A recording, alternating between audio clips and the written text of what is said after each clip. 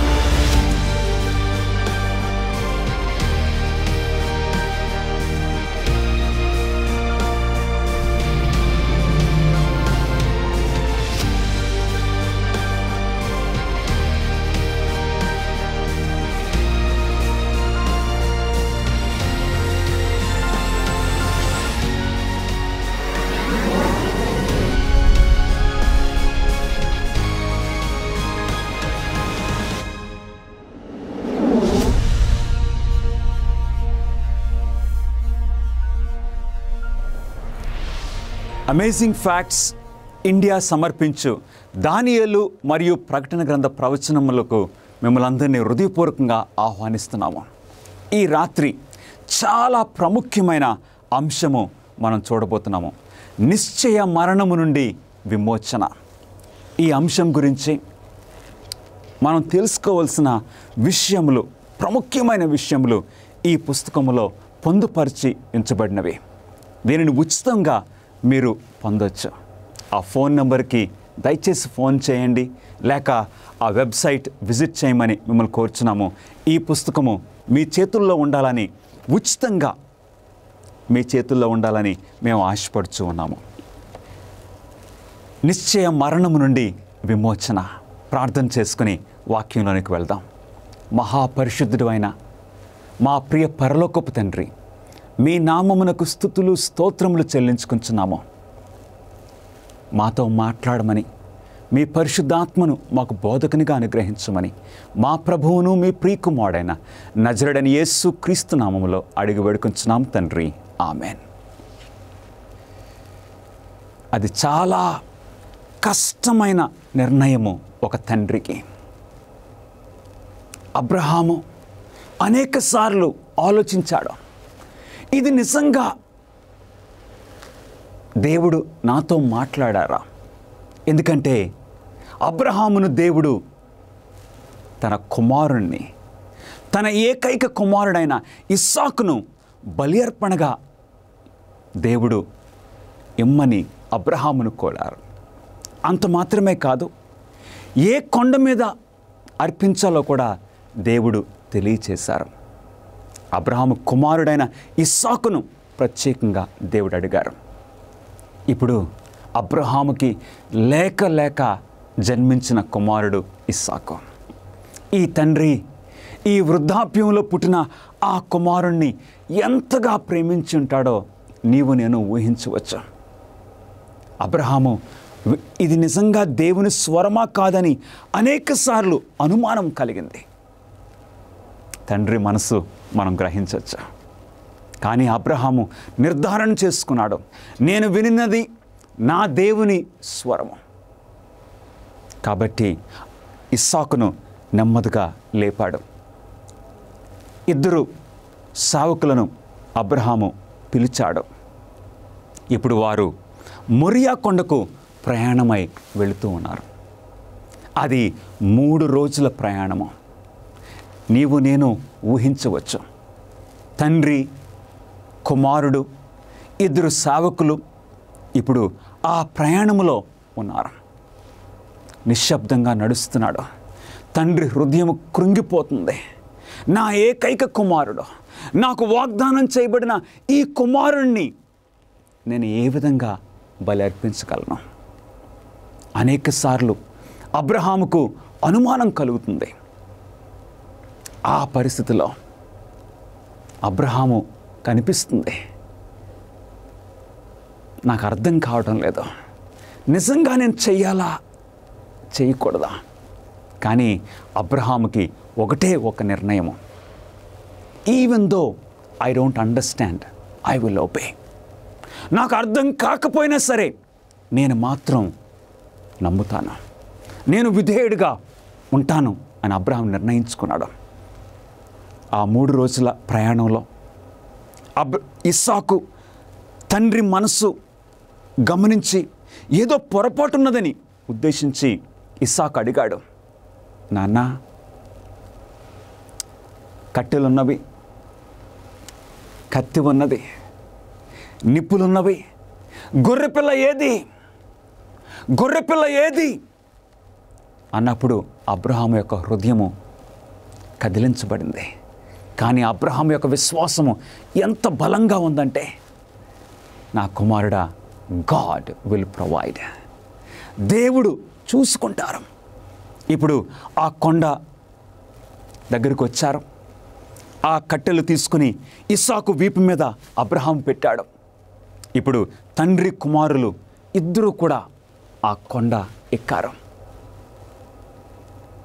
ఆ కొండ ఎక్కిన తర్వాత తండ్రి కుమారులు ఇద్దరూ కలిసి అక్కడున్న రాళ్లను ప్రోగు చేసి ఒక బలిపీఠాన్ని నిర్మించారు.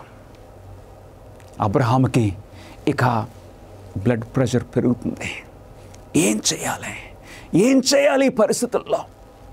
ఆ టైంలో ఒకసారి దేవుని వాక్యము మనం చూద్దాము. అబ్రహాము ఏం చేయాలి? తన కుమారుడికి, నాయనా, దేవుడు నిన్ను బలి అర్పణగా అడిగారు. ఇస్సాకు విధేయుడయ్యాడు. ఇప్పుడు ఆ బలిపీఠం మీద ఇస్సాకును పెట్టారు. ఇప్పుడు అబ్రహాము ఆ కత్తిని తీసుకున్నాడు. ఒక తండ్రిగా తన కుమారుణ్ణి ఏ విధంగా బలి అర్పించాలి, ఆ కత్తిని పైకెత్తాడు. అంతలో పరలోకం నుండి ఒక స్వరం వినపడింది. అబ్రహాము, ఆ చిన్న కుమారుణ్ణి నువ్వేం చేయొద్దు, don't harm the boy. Abraham కన్నీళ్లు కారుండొచ్చు, కుమారుణ్ణి కౌగిలించుకున్నాడు. నా కుమారుడు, మరణించవలసిన నా కుమారుడు ఇప్పుడు మరలా నాకు దక్కి ఉన్నాడు.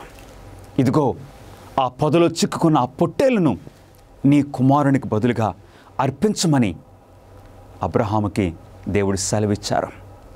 నా ప్రియ సహోదరి సహోదరులారా, ఇస్సాకు స్థానములో బలి ఇవ్వబడిన జంతువు ఎవరిని సూచిస్తున్నది? ఇస్సాకు స్థానంలో అబ్రహాం ఇచ్చిన ఆ బలి పశువు ఎవరికి సూచనగా ఉన్నది? దేవుని వాక్యం సెలవిస్తున్నది. యోహాను సువార్త 1వ అధ్యాయము 29 వచనం నుండి చూస్తే, మరునాడు యోహాను యేసు తన యొద్దకు రాగా చూచి, ఇదిగో లోక పాపమును మోసుకొని పోవు దేవుని గొర్రెపిల్ల. ఆ రోజున బాప్టిస్మిచ్చి యోహాను చూశాడు. మన ప్రభు అయిన యేసు క్రీస్తు వారు యోర్దాను నది దగ్గరికి అలా వస్తూ ఉన్నప్పుడు బాప్టిస్మిచ్చి యోహాను చూసి, ఇదిగో లోక పాపమును మోసుకొని పోవు దేవుని గొర్రెపిల్ల. అబ్రహాము అర్పించిన ఆ బలి పశువు మన ప్రభు అయిన యేసు క్రీస్తు వారికి సూచనగా ఉన్నది. నా ప్రియ సహోదరుడా, సహోదరి, యేసు మరణించవలసిన అవసరము ఎందుకున్నది? ఎందుకు యేసు క్రీస్తు వారు మరణించవలసినది? దేవుని వాక్యం సెలవిస్తుంది. రోమీలకు రాసిన పత్రిక 3వ అధ్యాయము 23వ వచనము అందరం చదువుదామండి. అందరూ పాపము చేస్తున్నారు. అందరూ పాపం చేస్తున్నారు. మనలో నీతిమంతుడు ఎవరూ కూడా లేరు. మనం అందరం కూడా పాపం చేస్తున్నాము. నీవు ఏ దేశానికి చెందినా, ఏ మతానికి చెందినా, ఏ కులానికి చెందినా, ఏ భాష మాట్లాడినా, ఏ పరిస్థితి నుండి వచ్చినా మనమందరం కూడా పాపులమే. మన నిమిత్తము ప్రభు అయిన యేసుక్రీస్తు వారు మరణించారు. అందుగురించి రోమీలకు రాసిన పత్రిక 6వ అధ్యాయము 23వ వచనము, ఏలయనగా పాపము వలన వచ్చు జీతము మరణము. ప్రియ సహోదరుడా, సహోదరి, మనమందరం పాపం చేశాము. దావీదు అంటాడు, నా తల్లి నన్ను పాపములో కన్నది.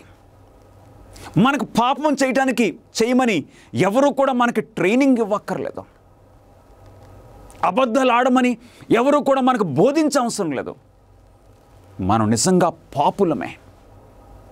ఎందుకంటే పుట్టుక నుండి మనం పాపం చేస్తున్నాం. తిరుగుబాటు స్వభావం కలిగిన వారము. కాబట్టి పాపము వలన వచ్చే జీతము ఏంటండి? మరణము. మనం అందరం కూడా మరణించవలసి ఉన్నది. కానీ మన స్థానములో, ఇస్సాకు స్థానములో ఏ విధంగా ఆ పొట్టేళ్ళు వధించబడిందో అదేవిధంగా మనము మరణించవలసిన మన స్థానములో, నా స్థానములో, నీ స్థానములో మన ప్రభువైన యేసుక్రీస్తు వారు మరణించున్నారు. ఎందుకంటే హెబ్రీయులకు రాసిన పత్రిక 9వ అధ్యాయము 22వ వచనములో రక్తము చిందింపకుండా పాప క్షమాపణ కలగదు. రక్తం చిందింపబడకుండా పాప క్షమాపణ లేదు. ఎందుకంటే దేవుడు సెలవిచ్చారు, రక్తములో ఆ జీవం ఉన్నది, లైఫ్ రక్తంలో ఉన్నది. అందుకే రక్తం చిందించకుండా పాప క్షమాపణ లేదు. పాపం చేసిన ప్రతి పాపి మరణించాలి. కానీ మన నిమిత్తము ఆ నిష్కలంకమైన బలిపశువుగా మన ప్రభువైన యేసుక్రీస్తు వారు మరణించి ఉన్నారు.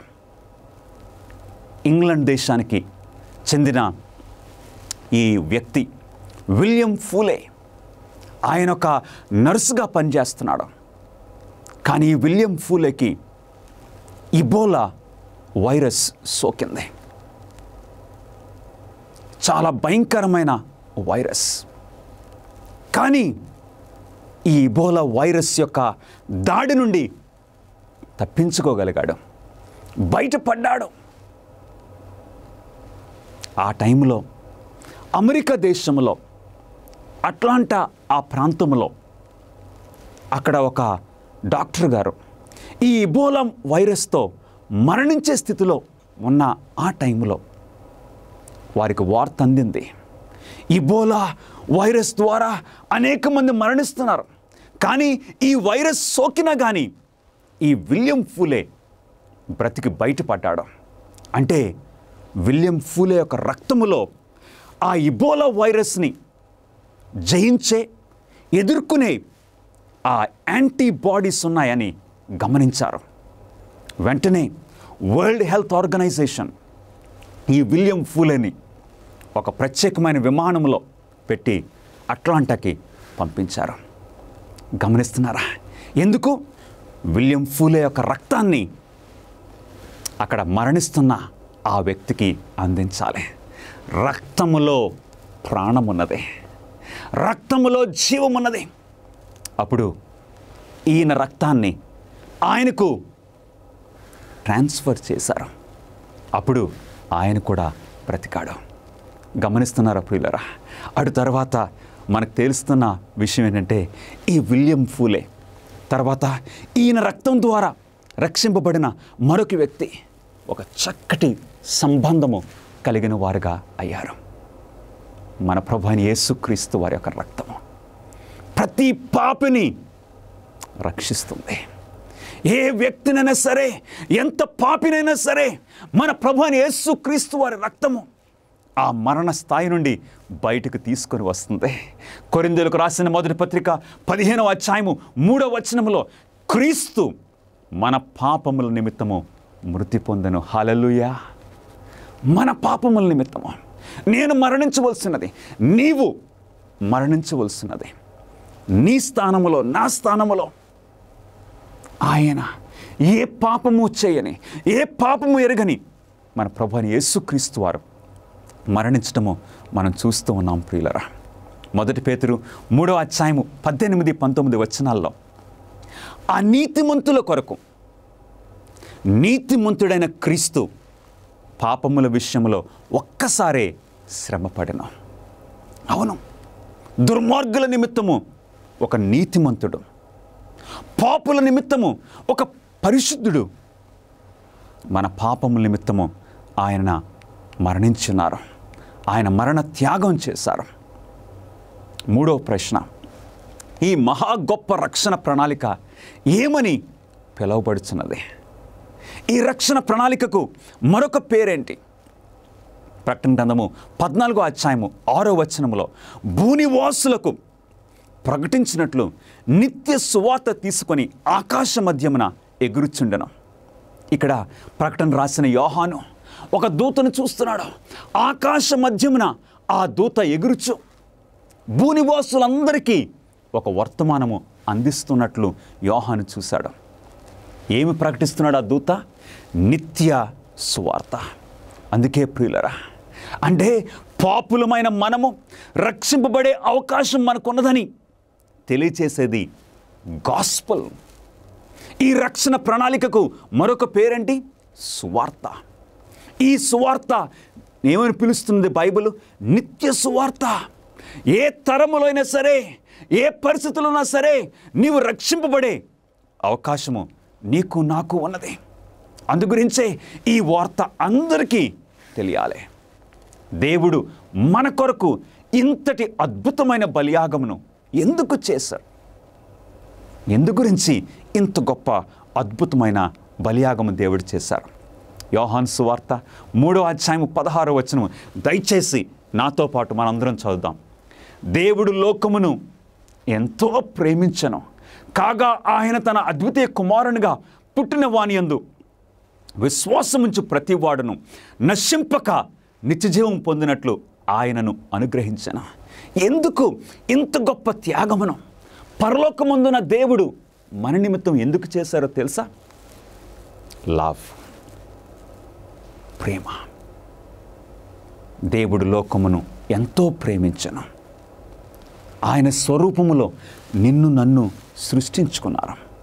ఆయన స్వరూపములో దేవుడు నిర్మించుకున్న మానవులను రక్షించుకోవడానికి దేవుడు ఎంతవరకు వెళ్ళారో నువ్వు గమనిస్తున్నావా ప్రియ సహోదరుడా, సహోదరి? ప్రేమ. దేవుడు లోకమును ఎంతో ప్రేమించను.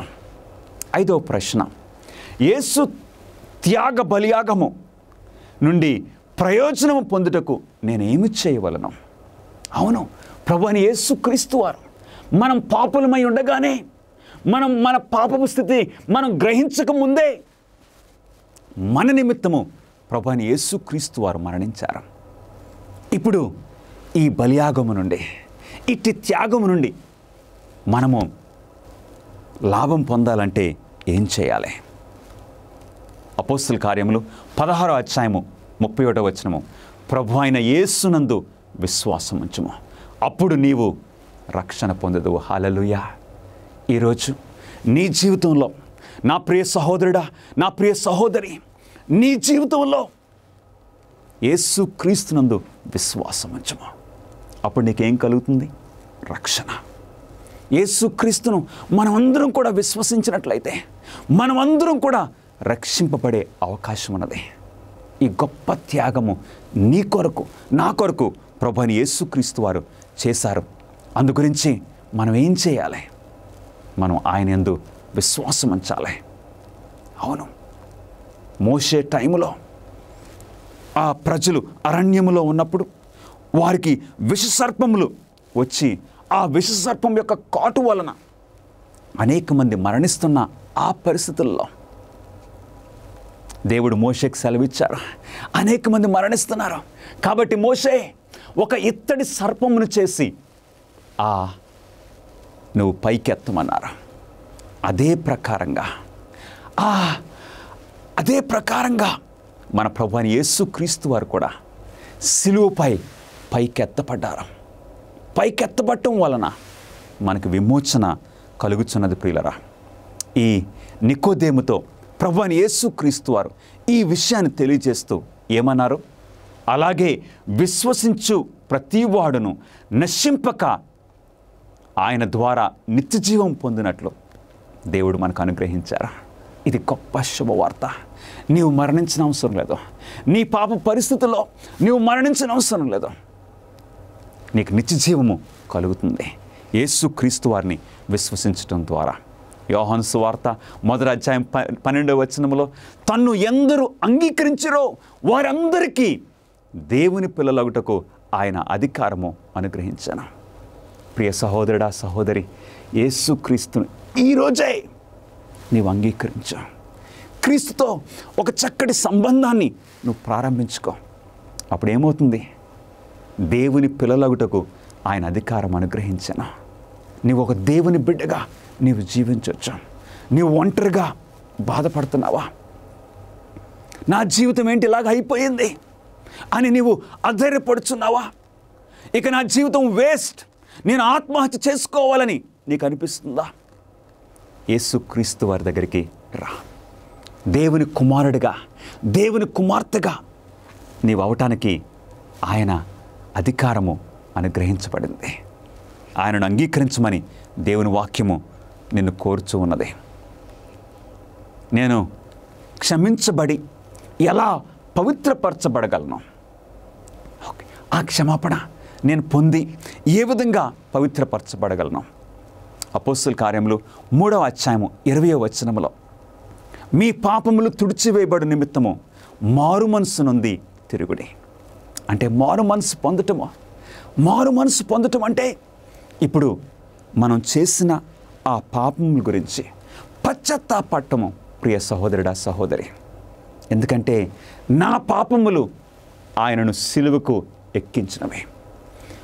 ఆయన ఏ పాపము చేయలేదు, నా పాపము నిమిత్తమే ఆయన సిలువపై మరణించారు. కాబట్టి ఇప్పుడు ఆ దుఃఖము నాకు కలుగుతుంది.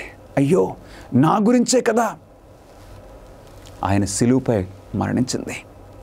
ఒక ఊరిలో ఒక తల్లి, ఆ తల్లి కొంచెం ముఖము వికారంగా ఉంటుంది. కాబట్టి ఆ తల్లికున్న కుమార్తె అనేకసార్లు తల్లిని చూసి చాలా అసహించుకునేది, బాధపడేది. ఈమె నా తల్లి అని తన స్నేహితులకు చెప్పడానికి సిగ్గుపడేది. ఎందుకంటే అందరికీ అందమైన తల్లులు ఉన్నారు. మా అమ్మని గర్వంగా ఇతరులు చెప్పుకుంటుంటే ఈ కుమార్తె సిగ్గుపడేది. ఒక రోజున ఆపుకోలేక అడిగింది, అమ్మ నువ్వెందుకు ఇలాగున్నావు? ఎందుకు నీ ముఖము ఈ విధంగా ఉన్నది? ఆ టైంలో ఆ తల్లి ఆ కుమార్తెను దగ్గరికి తీసుకుని అసలు స్టోరీ చెప్పింది. ఏమని? అనేక సంవత్సరాల క్రిందట మన ఇల్లు కాలిపోతుంది. నేను నీళ్లు తీసుకుని రావడానికి బావి దగ్గరికి వెళ్ళాను. నీవు పసిబిడ్డగా ఆ ఉయ్యాల తొట్టులో ఉన్నప్పుడు మన ఇల్లు కాలిపోతుంటే, మంటలు పైకి లెగుస్తుంటే నేను ఇంటికి వచ్చేసరికి ఇంటి చుట్టూ అందరూ ఉన్నారు. ఆ టైంలో నా బిడ్డ, నా కుమార్తె అని నేను అరుస్తూ ఉంటే ఎవరు సహాయం చేయలేదు. ఆ టైంలో ఇక ఆ మంటలు ఎక్కువవుతున్న పరిస్థితుల్లో నేను ఆ మంటల్లోనికి దూకి నిన్ను రక్షించుకున్నాను. ఆ పరిస్థితుల్లో నా చేతులు, నా ముఖము కాలిపోయింది. ఎప్పుడైతే ఆ తల్లి ఆ కుమార్తెకు ఆ జరిగిన సంఘటన చెప్పిందో, ఆ కుమార్తెకు తల్లి పట్ల ఎక్కడ లేని ప్రేమ పుట్టుకొచ్చింది. నా తల్లిని నా అపార్థం చేసుకున్నానే. అవును ప్రియ సహోదరుడా, సహోదరి, యేసుక్రీస్తు వారు నీ కొరకు నా కొరకు చేసిన ఆ త్యాగాన్ని మనం జ్ఞాపకం చేసుకున్నప్పుడు, గ్రహించినప్పుడు మనకేం కలుగుతుంది? మారు మనసు కలుగుచూ ఉన్నది. యోహాను పత్రిక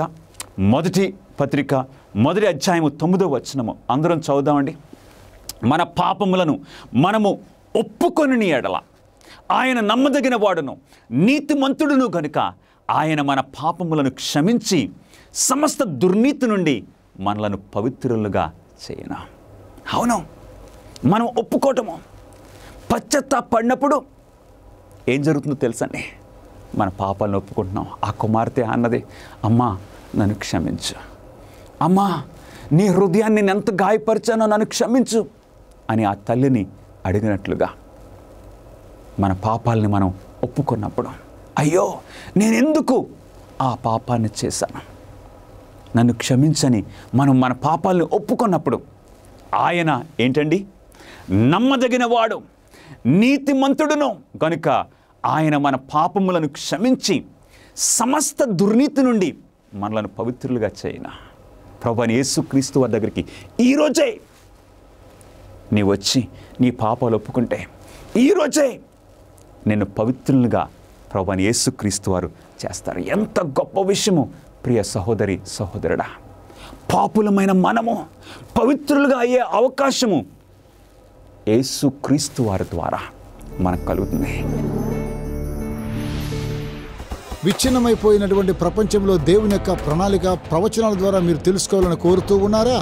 ఆచరణాత్మకమైనటువంటి గొప్ప సవాళ్లను మీరు ఎదుర్కోవాలనుకుంటే మిమ్మల్ని ఉత్తేజపరుస్తున్నాం, ఉత్సాహపరుస్తున్నాం. అమేజింగ్ ఫ్యాక్ట్స్ వారు బైబిల్ చదువుకునేటువంటి గైడ్స్ మీ కొరకై 27 పుస్తకాలను మీకు అనుగ్రహిస్తున్నారు. అద్భుతమైనటువంటి గ్రాఫిక్స్ ద్వారా మీరు అర్థం చేసుకోవడానికి నేరుగా మీకు సమాధానం దయచేస్తూ ఉన్నారు. ప్రతి చదువుకునేటువంటి ఈ గైడ్ ద్వారా బైబిల్లో సరైన సమాధానం గ్రహించుకోగలరు. మీ జీవితంలోని ప్రాముఖ్యమైన ప్రశ్నలకు సమాధానం ఇస్తుంది. ఏ విధంగా మీరు సంబంధాన్ని పెంచుకోగలరు, ప్రభువైన యేసుక్రీస్తు వారు ఎప్పుడు రాబోతూ ఉన్నాడు, ఇంకా ఎన్నో విషయాలను తెలుసుకోవచ్చు. భవిష్యత్తులో ఈ యొక్క విలువైన విషయాన్ని కోల్పోకండి. మీ జీవితాన్ని రూపాంతరపరుస్తూ ఉన్నాయి అమేజింగ్ ఫ్యాక్ట్స్ వారు ఇచ్చేటువంటి బైబిల్ చదువుకునే పుస్తకం. ఇవి మీకు ఇంగ్లీష్ లోను, హిందీ, తమిళ్, తెలుగులో మీకు లభిస్తూ ఉన్నాయి. వేచి ఉండకండి, వెంటనే మీ యొక్క స్టడీ గైడ్స్ ను ఇప్పుడే ఆర్డర్ చేయండి. AFTV.in అనేటువంటి మా వెబ్సైట్ ని సంప్రదించి వెంటనే పొందండి. ఈ అద్భుతమైన మారు మనసు అనుభవాన్ని ఏమని పిలుస్తున్నారు? ఏమని బైబిలు పిలుస్తుంది? యోహాను సువార్త 3వ అధ్యాయము 7వ వచనములో ప్రభువైన యేసుక్రీస్తు వారు అన్నారు, క్రొత్తగా జన్మింపవలెను. క్రొత్తగా జన్మించాలి. ఈ క్రొత్త జన్మ అంటే ఏంటి? దేవుని వాక్యం సెలవిస్తుంది. క్రొత్తగా జన్మించిన ప్రతి క్రైస్తవుని హృదయములో ఎవరు ప్రవేశిస్తారు? ఎవరు ప్రవేశిస్తారో దేవుని వాక్యము మనం చూద్దాం ప్రియులరా. సత్య స్వరూపియొగ ఆత్మ, మీరు ఆయనను ఎరుగుదురు, ఆయన మీతో కూడా నివసించును, మీలో ఉండును. ఒక రోజున కొన్ని కోడిపిల్లలు, ఆ కోడిపిల్లల మధ్యన, ఆ కోడిపిల్లల్లో ఒక కోడిపిల్ల చూస్తూ ఉన్నది. అలా పైకి చూసినప్పుడు ఆకాశంలో ఆ గద్దలు, ఆ ఈగల్స్ ఎగురుతూ ఉన్నాయి. బా, ఎంత ఎత్తుగా ఎగురుతున్నాయి, నేను కూడా అలా ఎగరాలి అనే ఆశ ఆ చిన్న కోడిపిల్లకు కలిగింది. మరి ఏం చేయాలి? ఒక చోట కొన్ని గద్దలు అక్కడ ఉన్నప్పుడు, ఆ గ్రద్దలు అక్కడ ఉన్నప్పుడు ఈ చిన్న కోడిపిల్ల వెళ్ళి అడిగింది, మీకులాగా నేను కూడా ఎగరాలంటే ఏం చేయాలి?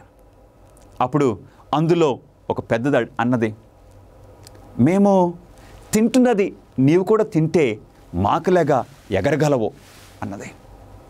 అప్పుడు ఈ కోడిపిల్ల వాటిలాగా తినడము ప్రారంభించింది. ఇప్పుడు రెక్కలు చాపుతుంది, ఎగరడానికి ప్రయత్నం చేస్తుంది, ఎగరలేకపోతుంది. మరలా విడిచిపెట్టకుండా, నిరాశపడకుండా మరలా ఇంకొక రోజున ఆ గ్రద్దలన్నీ కూర్చున్న ఒక చోటకు వెళ్ళి, నేనేం చేయాలి? మీకులాగా ఆకాశంలో ఎత్తుగా ఎగరాలంటే ఏం చేయాలి? అప్పుడు అందులో ఒక తెలివైన ఒక గ్రద్ద ఏం చెప్పిందంటే, నీవు మాకులాగా డ్రెస్ వేసుకుంటే, మాకులాగా నీకు కూడా మాకులాగా కనపడితే నీవు అలా ఎగురుతావు అన్నవి. అన్నప్పుడు వచ్చి ఈ చిన్న కోడిపిల్ల ఇప్పుడు గ్రద్ద ఈకులు తెచ్చుకొని అంటించుకొని ఇప్పుడు అలా ప్రయత్నం చేస్తుంది. కుదరలేదు. తిండి మార్చుకున్నది, ఇప్పుడు ఆ డ్రెస్సింగ్ మార్చుకున్నది, అయినా ఎగరలేకపోతుంది. మరలా ఇంకొక రోజు వెళ్ళి అడిగింది, నీవు మాకులాగా మాట్లాడితే అలా ఎగరొచ్చు. అలా ప్రయత్నం చేసింది, కుదరలేదు. చివరికి ఒక రోజున ఒక తెలివైన గ్రద్ద ఏం చెప్పిందంటే, ఒక కోడిపిల్ల గ్రద్దలాగా ఎగరాలంటే తిరిగి జన్మించాలి. ఒక గ్రద్దలాగా పుడితే నీవు గ్రద్దలాగా ఎగరగలవు. అందుగురించే మన ప్రభువైన యేసుక్రీస్తు వారు ఏమి సెలవిచ్చారు? నీవు క్రొత్తగా జన్మించాలి, క్రొత్తగా జన్మించాలి. ఎందుకంటే మనము మన తల్లి గర్భంలో నుండి పుట్టినప్పుడు పాపులంగా జన్మించాము. ఇప్పుడు యేసుక్రీస్తు వారిని అంగీకరించి ఇప్పుడు నీటి మూలంగాను ఆత్మ మూలంగాను మనం జన్మించి యేసుక్రీస్తు వారిని అంగీకరిస్తే ఆ క్రొత్త జీవితము మనకు కలుగుతుంది. సత్యస్వరూపియగు ఆత్మ, మీరు ఆయనను ఎరుగుదురు, ఆయన మీతో కూడా నివసించును, మీలో కూడా ఉండను. అవును, పరిశుద్ధాత్మ ద్వారానే అట్టి జీవితము మనకు కలుగుతుంది. 9వ ప్రశ్న, పరిశుద్ధాత్మ ద్వారా యేసు నా హృదయములో నివసించినప్పుడు నేను ఏమి చేయుదును? పరిశుద్ధాత్మ మన హృదయంలో నివసించినప్పుడు మనకి ఎలాంటి లాభం కలుగుతుంది? ఫిలిప్పీలకు రాసిన పత్రిక 2వ అధ్యాయము 13వ వచనములో, మీరు ఇచ్చయించుటకును తన దయా సంకల్పమును నెరవేరుటకై మీలో కార్యసిద్ధి కలుగు చేయవాడు ఎవరండి? దేవుడే. దేవుడు మనకు సహాయం చేస్తున్నారు. పరిశుద్ధాత్మ మన హృదయంలో జీవించినప్పుడు ఇప్పుడు ఆ కార్యసిద్ధి కలుగు చేయవాడు దేవుడే. అంటే నీ జీవితం పట్ల దేవుడు బాధ్యత తీసుకుంటున్నారు. అవును, నీ జీవితాన్ని మార్చడానికి, నిన్ను నడిపించడానికి, ఈ ఆత్మీయ మార్గములో నడవడానికి ప్రభువైన యేసుక్రీస్తు వారు ఆ బాధ్యత తీసుకుంటున్నారు. ప్రియ సహోదరుడా, సహోదరి, నా క్రొత్త జన్మ అనుభవము విజయవంతమగునని నేను ఎందుకు నమ్మవలెను? అవును, ఇదిగో ఇప్పుడు నేను యేసుక్రీస్తు వారిని అంగీకరించాను. యేసుక్రీస్తు వారిని నేను అంగీకరించిన తర్వాత నా జీవితము విజయవంతంగా కొనసాగుతుందని ఎలా చెప్పగలము? దేవుని వాక్యము మనకు సెలవిస్తుంది. ఫిలిప్పీలకు రాసిన పత్రిక 1వ అధ్యాయము 4వ వచనము. అందరం చదువుదామండి. మీలో ఈ సత్క్రియ ఆరంభించిన వాడు యేసుక్రీస్తు దినం వరకు దానిని కొనసాగించును. ఈ సత్క్రియ ఎవరు ప్రారంభించారు? దేవుడు. ఈ సత్క్రియను నీలో ప్రారంభించిన వాడు యేసుక్రీస్తు దినం వరకు దానిని కొనసాగించును.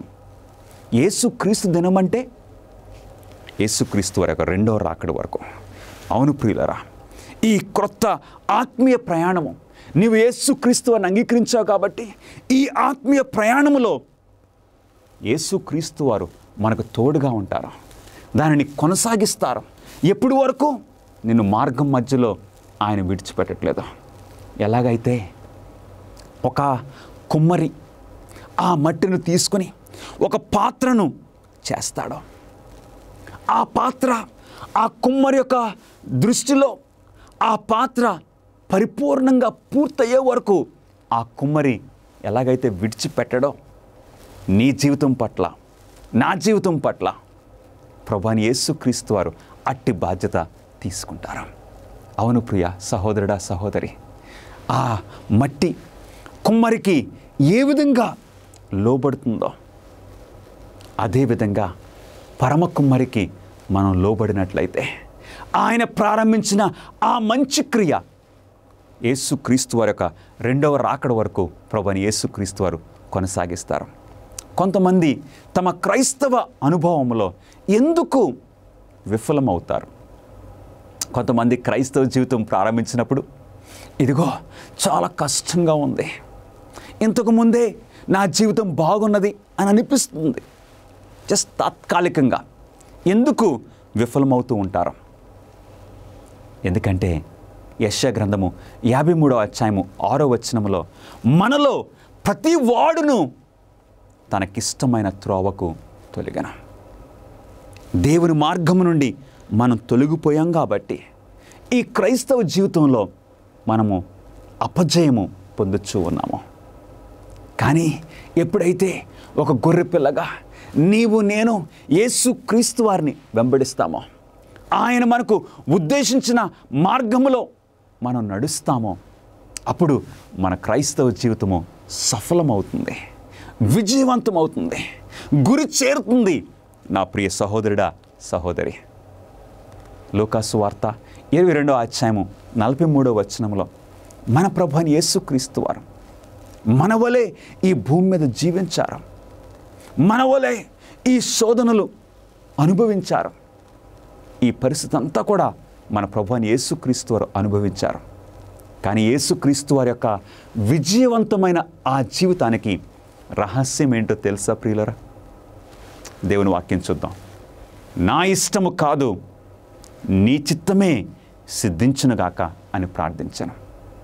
అవును, యేసుక్రీస్తు వారి యొక్క జీవితంలో ఆయన పుట్టుక నుండి ఆయన పరలోకానికి ఆరోహణమయ్యే వరకు ఆయన చిత్తం కాదు, తండ్రి నీ చిత్తమే, నా ఇష్టం కాదు నీ చిత్తమే సిద్ధించునుగాక అని ప్రార్థించాను. అవును, నీ జీవితంలో దేన్ని కోరుకుంటున్నావు? నువ్వు నీ ఇష్టాన్ని కోరుకుంటున్నావా? నీ గౌరవాన్నే కోరుకుంటున్నావా? నీ ఆలోచనలు నెరవేరాలని నీవు ఆశపడుతున్నావా? ఈరోజే యేసుక్రీస్తు వారి యొక్క ఆయన చేసిన ప్రార్థన నీవు నేను చేసినట్లయితే ఇక ఆ స్ట్రగుల్ అయిపోతుంది. ప్రియ సహోదరుడా, సహోదరి, నా ఇష్టం కాదు నీ చిత్తమే సిద్ధించునుగాక. 2 పేతురు 3:2 ప్రభు అయిన రక్షకుడు మీ అపోస్తుల ద్వారా ఇచ్చిన ఆజ్ఞను మీరు జ్ఞాపకము చేసుకొనవలెను. అనేక మంది యేసుక్రీస్తు వారిని రక్షకుడిగా స్వీకరించడానికి అంగీకరిస్తారు. కానీ యేసుక్రీస్తు వారు నీ రక్షకుడు, నా రక్షకుడు మాత్రమే కాదు. ఇంకేంటండి, ఆయనతో మన సంబంధము పెరిగినప్పుడు యేసుక్రీస్తు వారిని మనం ప్రభువుగా అంగీకరిస్తాము. అవును, యేసుక్రీస్తు వారిని రక్షకుడిగాను ప్రభువుగాను మనం అంగీకరించినప్పుడు ఇక ఆయన చిత్తము నెరవేర్చటము మనకి ఆనందము కలుగుతుంది. ప్రియ సహోదరుడా, సహోదరి, యేసు నన్ను అంగీకరించాడని మరియు నేను ఆయన బిడ్డనని నేను ఎలా తెలుసుకోగలను? అవును, ఈ క్రైస్తవ జీవితాన్ని మనం జీవిస్తున్నట్లు మనకి ఎలాగా తెలుస్తుంది? అబద్ధము ఆడనేరని దేవుడు వాగ్దానం చేశాను. దేవుడు నడిపిస్తారని నీవు ధైర్యంగా ఎలా చెప్పగలవో తెలుసా? దేవుడు అబద్ధం ఆడడం. ఆయనలో చంచలత్వము లేదు. దేవుడు వాగ్దానం చేశారు కాబట్టి ఖచ్చితంగా నెరవేరుస్తారు. అందుకు మనం ధైర్యంతో, ధీమాతో మనం ముందుకి వెళ్ళొచ్చు. ప్రియులారా, యేసుక్రీస్తు వారు సెలవిచ్చారు, అడుగుడి మీకు ఇయ్యబడును. అవును, శక్తిని అడుగుతున్నావా? నేను ప్రభువా నీలో నేను జీవించాలి అని నీవు ఆశపడుతున్నావా? అడుగుడి నీకు ఇయ్యబడును. దేవుడు పిలుస్తూ ఉన్నారు. నిజమైన మారు మనసు ఒక జీవితమును ఎట్లు మారుస్తుంది? నిజంగా ఒక వ్యక్తి మారు మనసు పొందినప్పుడు ఆ వ్యక్తి జీవితము ఎట్లు మారిపోతుందో ఒకసారి మనం చూద్దాం. ప్రియులరా, యోహాను సువార్త 13:35 మీరు ఒకని ఎడల ఒకడు ప్రేమ గలవారైన ఎడల దీనిని బట్టి మీరు నా శిష్యులని తెలుసుకొందురు. ఆ వ్యక్తి జీవితం ఎట్లా ఉంటుందండి? ప్రేమతో నిండుతుంది. తర్వాత 2వ విషయము, ఎవడైనాను క్రీస్తునందున్న ఎడల వాడు నూతన సృష్టిగా. ఆ ప్రేమతో జీవించటముతో పాటు ఇప్పుడు యేసుక్రీస్తు వారు మన జీవితాన్ని ఒక క్రొత్తగా చేస్తారు. ఆ సీతాకోక చిలుక ఒకసారి గమనించండి. ఈ సీతాకోక చిలుక ఈ పరిస్థితికి రాకముందు ఎట్లా ఉంటుంది? ఒక గొంగళి పురుగులాగా, కొంచెం చూడ్డానికి అంత బాగా ఉండదు. కానీ ఆ పరిస్థితి నుండి ఈ స్థితికి చేరుతుంది, ఈ స్టేజ్కి వస్తుంది.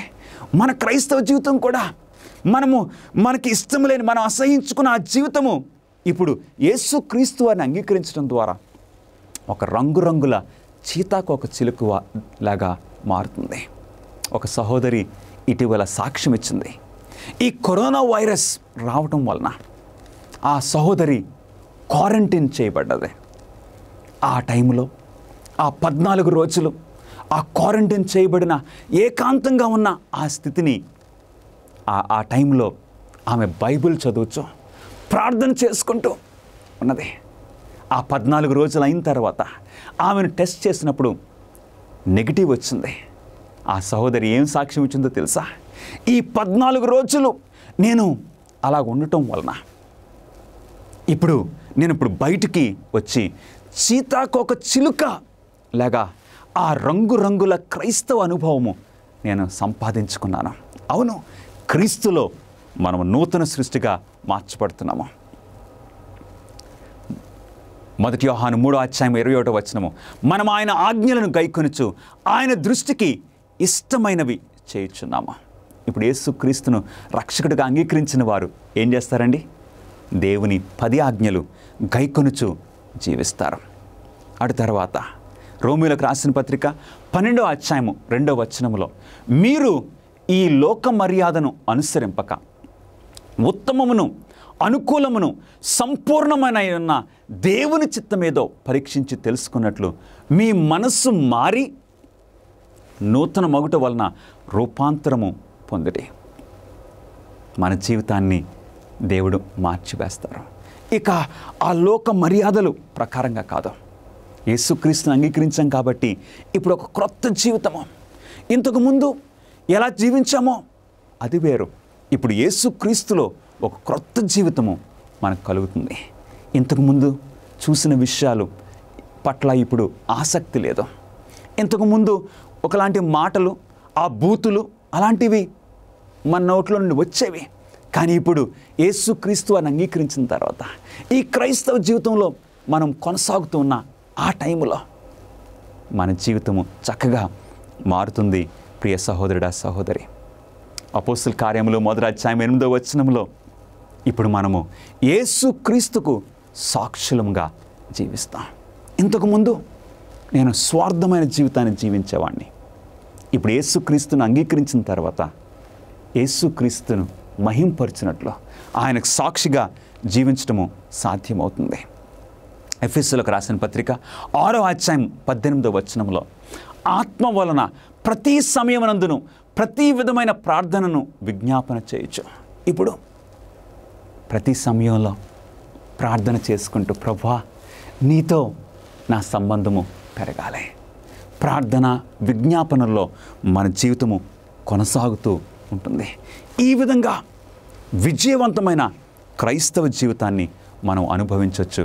ప్రియులరా, క్రైస్తవ జీవితమునకు ఏ అద్భుతమైన వాగ్దానాలు తోడుగా ఉండినట్లు దేవుడు మనకు అనుగ్రహించారు. ఎలాంటి వాగ్దానాలు దేవుడు మనకు అనుగ్రహించారు? దేవుని వాక్యము మనకు సెలవిస్తుంది. చక్కటి వాగ్దానాలు. ప్రతి యేసుక్రీస్తును అంగీకరించిన ప్రతి వ్యక్తికి ఈ చక్కటి వాగ్దానాలు మనం చూడవచ్చు. ఫిలిప్పీలకు రాసిన పత్రిక 4వ అధ్యాయము 13వ వచనంలో నన్ను బలపరచువాని అందే నేను సమస్తమును చేయగలను. ఈ బైబిల్ నిండా వాగ్దానములు. ఈరోజు యేసుక్రీస్తును అంగీకరించిన వారికి 8 వాగ్దానములు దేవుడు చేస్తూ ఉన్నారు. నన్ను బలపరచువాని అందే నేను సమస్తమును చేయగలను. You are not alone. ఇక ఈ క్రైస్తవ జీవితంలో నీవు ఒంటరిగా లేవు నా ప్రియ సహోదరుడా, సహోదరి. నీ జీవితము అర్థవంతం అవుతుంది. నీ జీవితానికి ఒక చక్కటి గమ్యాన్ని దేవుడిస్తున్నారు. ఎందుకంటే ఇక నీ ఒంటరిగా కాదు, నిన్ను బలపరిచే ప్రభువైన యేసుక్రీస్తునందు నీవు సమస్తము చేయగలవు. రెండవది, యేసుక్రీస్తును రక్షకుడిగా స్వీకరించినప్పుడు మనకు దేవుడిచ్చే వాగ్దానము. రెండవ వాగ్దానం ఏంటి? దేవుడు మీ ప్రతి అవసరమును తీర్చును. హల్లెలూయా. నీ ప్రతి అవసరము అదేమైనా సరే దేవుడు తీరుస్తానని వాగ్దానం చేస్తున్నారు. అవును, ఎందుకంటే నీ సృష్టికర్త, మన సృష్టికర్త, మన విమోచకుడు. మన ఆలోచనలు, మన అవసరాలన్నీ ఆయన తెలుసు. కాబట్టి దేవుడు నీ ప్రతి అవసరతను ఆయన తీరుస్తారని దేవుని వాక్యం సెలవిస్తుంది. మూడవది, ఇక దేవునికి సమస్తమును సాధ్యమే. ఇక నీ జీవితంలో ఇంపాసిబుల్ అనేది ఉండదు ప్రియ సహోదరుడా, సహోదరి. ఇంతకుముందు మనం అలా అనుకున్నాం, కానీ ఇప్పుడు క్రీస్తు మనం నడుస్తున్నప్పుడు సమస్తము సాధ్యమే. ఆయన సాధ్యపరుస్తున్నారు. ఎందుకంటే నీ చెయ్యి ఆయన పట్టుకున్నారు, ఆయన నడిపిస్తున్నారు. నీ ఒంటరిగా లేవు. నీ జీవితంలో యేసుక్రీస్తు వారు నడిపిస్తున్నారు. తర్వాత వాగ్దానము, మీ సంతోషము పరిపూర్ణము కావాలననియో. అంటే నీ జీవితము ఇంతకుముందు ఏదో పోగొట్టుకున్నట్లుగా మనం జీవించాము. యేసుక్రీస్తుని తెలుసుకోకముందు ఏదో ఆ ఒత్తిడిలో, ఆ కంగారులో మన జీవితము. ఇప్పుడు మీ సంతోషము పరిపూర్ణము కావాలి. అంటే అబండెంట్ లైఫ్. అవును, యేసుక్రీస్తును అంగీకరించిన వారి యొక్క జీవితాల్లో ఇలాంటి పరిస్థితి మనం చూస్తూ ఉన్నాం. ఇంతకుముందు చాలా ఒకలాగా ఏదో పోగొట్టుకున్నట్లు జీవించేవాడిని. ఇప్పుడు యేసుక్రీస్తును నేను అంగీకరించిన తర్వాత ఆ సంపూర్ణమైన జీవము. యోహాను సువార్త 10వ అధ్యాయము 10వ వచనంలో మరొక వాగ్దానము, జీవము కలుగుటకును, అది ఏంటండి, సమృద్ధిగా కలుగుటకును ప్రభువైన యేసుక్రీస్తు వారు మన జీవితాన్ని నడిపిస్తారు. సమృద్ధి జీవితము నీకు కలుగుతుంది. యేసుక్రీస్తు వారు వాగ్దానం చేస్తున్నారు. హెబ్రీయులకు రాసిన పత్రిక 13వ అధ్యాయము 5వ వచనములో తర్వాత వాగ్దానము, నిన్ను ఏమాత్రమును విడువను, నిన్ను ఎన్నడను ఎడబాయను. You will not be alone. నిన్ను ఆయన ఏమాత్రము విడువడు, ఎడబాయడు. ఎందుకో తెలుసా? నీవు నీ జీవితంలో ఒక ప్రాముఖ్యమైన నిర్ణయాన్ని చేసుకున్నావు. నీ సృష్టికర్తను నీ రక్షకుడిగా స్వీకరించావు. కాబట్టి ఆయన ఏ పరిస్థితుల్లో, ఏ సమయంలో నిన్ను ఆయన విడిచిపెట్టరు, నిన్ను ఎడబాయరు, నీకు తోడుగా ఉంటానని వాగ్దానం చేస్తున్నారు. తర్వాత వాగ్దానము హెబ్రీయులకు రాసిన పత్రిక 13వ అధ్యాయం 6వ వచనములో, ప్రభువు నాకు సహాయుడు, నేను భయపడను, నరమాత్రుడు నాకు ఏమీ చేయగలడు. ఇది సమృద్ధి జీవితం అంటే. ఇక భయం లేదు, దిగులు లేదు. మన చుట్టూ సముద్రం పొంగినా సరే మనం భయపడనక్కర్లేదు. ఎందుకంటే మన ప్రభువైన యేసుక్రీస్తు వారు మనకు తోడుగా ఉన్నారు. అవును నా ప్రియ సహోదరుడా, సహోదరి, అట్టి జీవితము నీవు కావాలని నీ హృదయము ఆశపడుతుందా? నీ హృదయంలో అలాంటి కోరిక కలుగుతుందా? అవును, పరిశుద్ధాత్మ దేవుడు నీ హృదయాన్ని కదిలిస్తున్నారని నేను నమ్ముచూ ఉన్నాను. యేసుక్రీస్తు వారు మరొక వాగ్దానం చేస్తున్నారు, నా శాంతిని మీకు అనుగ్రహించుచున్నాను. యోహాను సువార్త 14వ అధ్యాయము 27వ వచనము. ఈ లోకంలో శాంతి లేదు, ఈ లోకంలో నెమ్మది లేదు. ధనమున్నది చాలామందికి, విద్య ఉన్నది చాలామందికి, మంచి పదవులు ఉన్నాయి, అందముంది, కానీ శాంతి కొద్దువైంది. అందుకే గొప్ప ధనమున్నా, విద్య ఉన్నా, పదవి అధికారం ఉన్నా ఆత్మహత్యలు చేసుకుంటున్నారు. ప్రతి 40 నిమిషాలకి ఎవరో ఒకరు ఆత్మహత్య చేసుకుంటున్నారు. ఎందుకో తెలుసా? శాంతి, నెమ్మది లేదు. కానీ యేసుక్రీస్తు వారిని ఈరోజు నీవు అంగీకరించినట్లయితే ప్రభువైన యేసుక్రీస్తు వారు వాగ్దానం చేస్తున్నారు, నా శాంతిని నీకు అనుగ్రహిస్తాను. ఎంత చక్కటి వాగ్దానము! లోకము శాంతిని ఇవ్వలేదు, యేసుక్రీస్తు వారు మనకిచ్చిన శాంతిని ఆ లోకము తీసుకోలేదు. My peace. అవును ప్రియులరా, యేసుక్రీస్తును అంగీకరించిన వారు నిండు కుండలాగా ఉంటారు. అవును. ఏంటి బ్రదర్, ఏంటి సిస్టర్, మీ జీవితం ఏంటి? అంత నెమ్మది ఎక్కడ వస్తుంది? మీకు ఎన్నో సమస్యలు ఉన్నాయి, ఇంట్లో సమస్య, ఉద్యోగంలో సమస్య, అయినా నీవు ఎలా నిండుకుండగా ఉండగలుగుతున్నావు? All because of Christ. యేసుక్రీస్తు వారు అట్టి శాంతి నీకు ఇవ్వగలుగుతున్నారు. ప్రియ సహోదరుడా, సహోదరి, ఈరోజు నిన్ను రక్షించాలనే యేసు ప్రణాళికను అంగీకరించాలని నీవిప్పుడే నిర్ణయించుకుంటున్నావా? మన ప్రభువైన యేసుక్రీస్తు వారు నిన్ను పిలుస్తున్నారు. ఈరోజు ఈ వర్తమానాన్ని ఏదో నువ్వు యాక్సిడెంటల్గా వింటలేదు ప్రియ సహోదరుడా. యేసుక్రీస్తు వారు నిన్ను దృష్టించారు, నిన్ను రక్షించుకోవాలని. ఆయన ఎంతో కాలం నుండి ప్రయత్నం చేస్తున్నారు. కానీ నీవు పారిపోతూ ఉన్నావేమో. రేపు తర్వాత చూద్దాంలే, తర్వాతలే అని నీవు అంటూ ఉన్నావేమో ప్రియ సహోదరుడా, ప్రియ సహోదరి. ఈరోజే ఆ రక్షణ దినము. మన ప్రభువైన యేసుక్రీస్తు వారు నీ స్థానంలో, నా స్థానంలో మరణించారు. చైనా దేశంలో ఒక ఘోరమైన ఒక క్రిమినల్ ఇక రాజుగారి దగ్గరికి తీసుకొచ్చారు. రాజుగారు ఆయన మినిస్టర్స్ అందరూ కూర్చుని ఆ వ్యక్తికి తీర్పు తీర్చారు. ఏమని తీర్పు తీర్చారు? ఈ వ్యక్తికి మరణశిక్ష విధించాలి. ఏంటి ఆ మరణశిక్ష? ఆ రోజుల్లో ఆ వ్యక్తిని ఒక కొండ మీదకి తీసుకువెళ్ళి అక్కడి నుండి నెట్టేయాలి. ఆ క్రిందకి పడతాడు. క్రింద ఒక ప్రవహించే ఒక నది ఉంటుంది. ఆ నదిలో నీళ్లు చల్లగా ఉంటాయి. ఆ ప్రవాహానికి ఆ వ్యక్తి కొట్టుకుపోతాడు. ఇంకా అడ్రస్ లేకుండా అయిపోతాడు. అది శిక్ష. రాజుగారు, ఆయన మంత్రులు నిర్ణయించారు. ఇప్పుడు సైనికులు వచ్చారు. ఆ వ్యక్తిని ఆ కొండ మీద నుండి నెట్టేశారు. ఇక ఆ వ్యక్తి ఆ చల్లటి నీళ్ళలో, ఆ ప్రవాహంలో కొట్టుకొని పోతున్నాడు. ఆ కొట్టుకొని పోతూ ఏదో కొమ్మను కానీ ఏదైనా రాయిని పట్టుకుని ఆ ప్రవాహం నుండి తప్పించుకోవాలి, ప్రాణాన్ని తప్పించుకోవాలి అని ఆశపడుతున్న ఆ టైంలో ఒక పాయింట్లో రాజుగారి యొక్క కన్నులు, ఆయన కన్నులు కలిసినవి. ఆ టైంలో రాజా నన్ను రక్షించు అని కేక వేశాడు. రాజుగారు ఆయన సింహాసనం నుండి లేచారు. మంత్రులందరూ ఆశ్చర్యపోతున్నారు. ఏంటినా? రాజుగారు అలా నడుస్తున్నారు. ఆయన పై వస్త్రాన్ని ప్రక్కన పెట్టి రాజుగారు ఆ యొక్క నదిలోనికి దూకేశారు.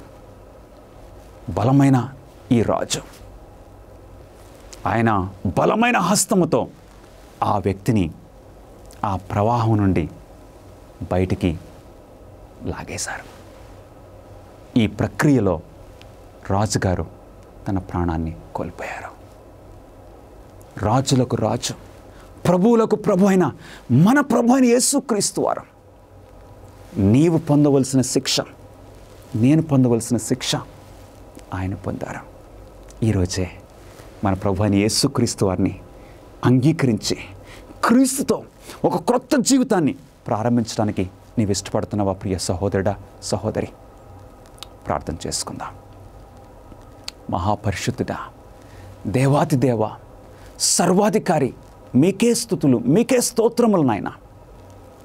ఈరోజు నిన్ను మేము అంగీకరిస్తున్నాము. మా జీవితాల్లో మాకు రక్షకుడిగాను ప్రభువుగాను మీరుండమని మా హృదయములనే తలుపులను మేము తెరుస్తూ ఉన్నాము. మా హృదయం అనే సింహాసనం మీద మీరు ఆసీనులుగా ఉండాలని మా ప్రభువును మీ ప్రియకుమారుడైన యేసుక్రీస్తు నామములో అడిగి వేడుకొంచున్నాము తండ్రి. ఆమేన్.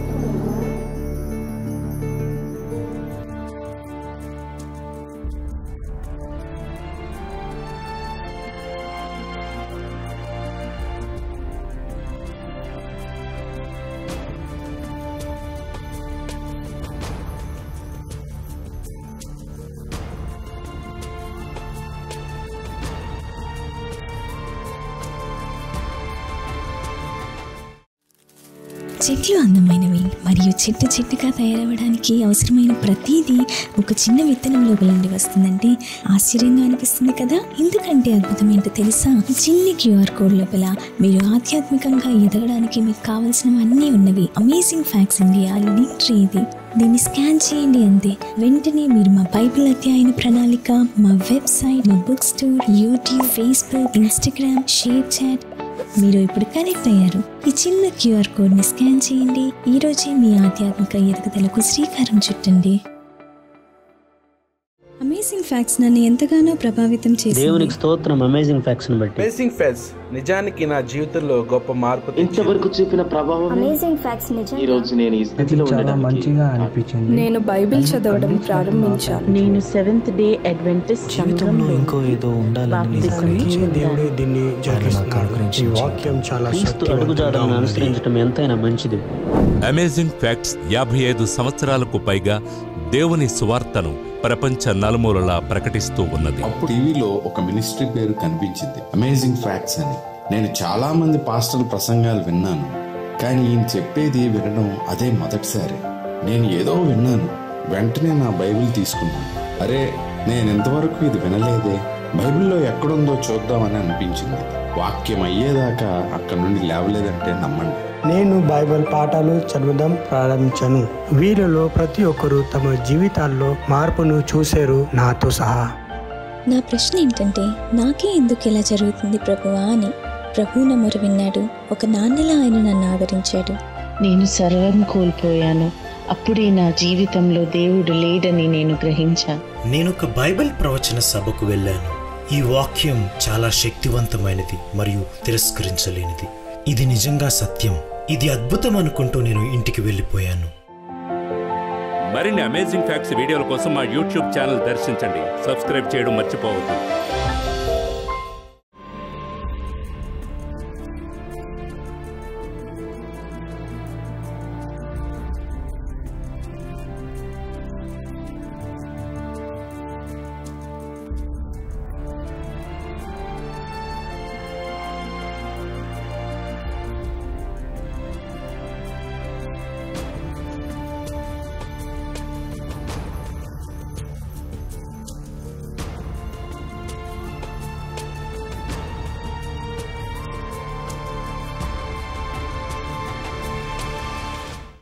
క్రీస్తు తిరిగి వచ్చినప్పుడు ఎలా ఉంటుందో మీరు ఎప్పుడైనా ఆలోచించారా? అమేజింగ్ ఫ్యాక్ట్స్ తో సౌందర్యమైన దృశ్యాంతాలతో నుండి 50 పేజీల మ్యాగజైన్ మీకు అందిస్తున్నాం. తిరిగి త్వరగా రానున్న ఆయన రెండవ రాకడ గురించి, ప్రధాన అంశాల గురించి పుస్తకం మాట్లాడుతుంది. రాస్తే రాకడా లేదా రహస్యంగా కొనిపోవడం అంటే ఏమిటి?